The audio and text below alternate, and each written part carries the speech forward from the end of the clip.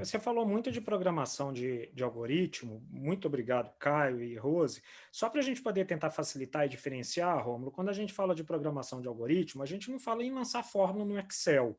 Não Não, é simplesmente lançar lá algumas fórmulas e não. beleza. Não é isso. Você conseguiria tentar ajudar a clarear um pouco isso para o pessoal lá de casa também? Bom, para simplificar um pouco, gente, para quem não é assim, da área da computação, pense em um idioma estrangeiro.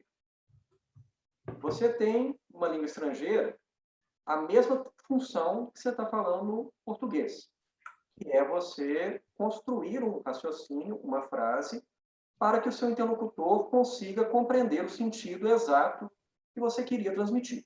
Essa é a função da linguagem. Essa linguagem pode ser expressa na língua portuguesa ou na língua inglesa, espanhola, italiana, japonesa, chinesa, tanto faz. Os códigos mudam, mas a ideia é a mesma. Na computação, nós temos também o conceito de linguagem da programação, que é basicamente você colocar as instruções que você quer que a máquina siga aquelas instruções em uma linguagem, como o Caio falou, binária, de 0 e 1. Ou seja, é um pouco mais complicado no Excel, embora no Excel a gente possa ver algumas fórmulas, né? Que na verdade é um jeito de você ensinar para o computador o que você quer que ele faça, né? Basicamente, que essas fórmulas basicamente vão construir um passo a passo, um roteiro, através do qual o computador vai executar uma tarefa que poderia ser executada por computador humano, como era feito na antiguidade. Em vez de você ter uma calculadora, você tinha calculistas com ábacos, né? E isso mudou. Agora, ao invés de só fazer conta, o computador pode calcular a reincidência de um crime, pode fazer um cálculo estatístico se você vai gostar mais do seriado A ou do seriado B.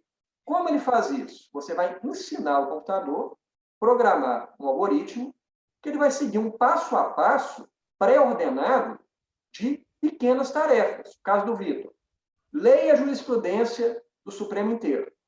O computador consegue fazer isso em segundos.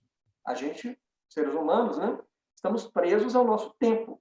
A gente só consegue receber uma informação por meio dos nossos sentidos, né?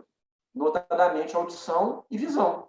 Então, a gente leva um tempo até processar esses dados. O computador que está processando em 0 e 1, ele consegue fazer isso muito mais rápido. Agora, depois que ele fez essa tarefa, ele precisa saber o que ele vai fazer com a informação. Aí que entra a receita de bolo, o algoritmo. Você vai fazer um passo a passo. Quem tem filho em casa, ou uma pessoa mais idosa, já usou o algoritmo a vida inteira. Quem cozinha também, receita de bolo. Olha, quero ligar a televisão, como é que faz? Confira se tem luz na casa, primeiro passo. Se tiver luz na casa, confira se a televisão está ligada na tomada. Se tiver ligada a tomada, confira se a luzinha lá da televisão está ligada. Se estiver ligada, pegue o controle e aperte esse botãozinho vermelho. Quanto mais pré-definido for o algoritmo, seja um ser humano ou seja um computador, se for escrito em linguagem informatizada, ele vai cumprir com exatidão aquele comando que você fez para ele. Como diz lá no início da discussão da automação, né? Os algoritmos, eles são objetivos. A subjetividade vai decorrer do programador. Como do que pode acontecer erros, como esse do algoritmo do Compass, por exemplo?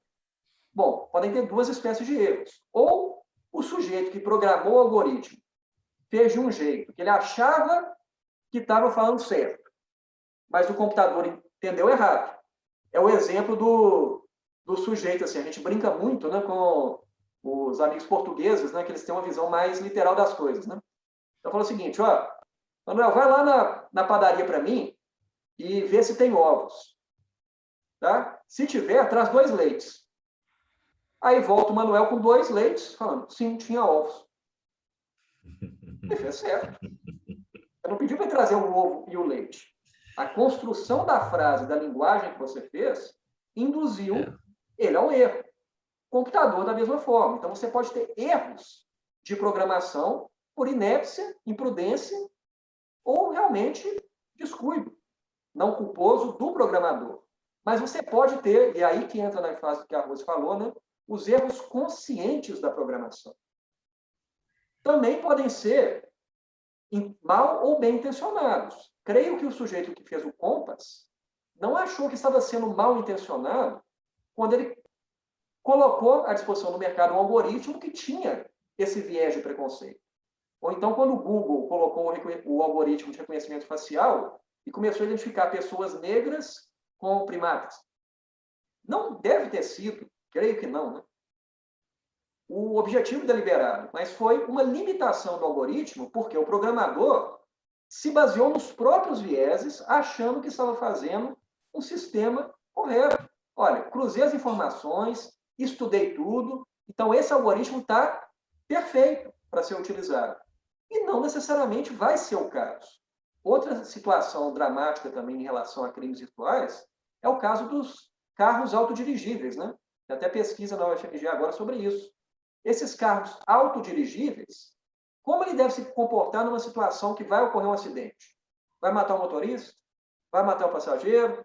Vai procurar uma terceira opção? Como é que ele tem que fazer? Qual que é a escolha moral e ética? O programador vai escolher? Quem está dirigindo vai escolher? Então, são situações que, para a gente avançar no debate, entra o que o Caio falou. Você tem que ter transparência. São escolhas humanas, regulatórias, que o computador não vai conseguir fazer. Agora, para a gente conseguir regular, a gente tem que entender como o algoritmo funciona.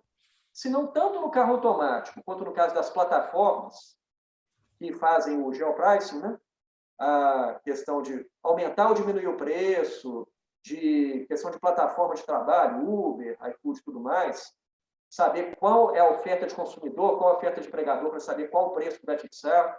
Esse tipo de mecanismo, fazer um disclosure do algoritmo, resguardar a propriedade intelectual, é necessário, como se fosse uma perícia, para saber se aquele algoritmo está realmente cumprindo o que foi programado para fazer, ou se a pessoa por trás do algoritmo está utilizando ele como defesa, como excludente de culpabilidade.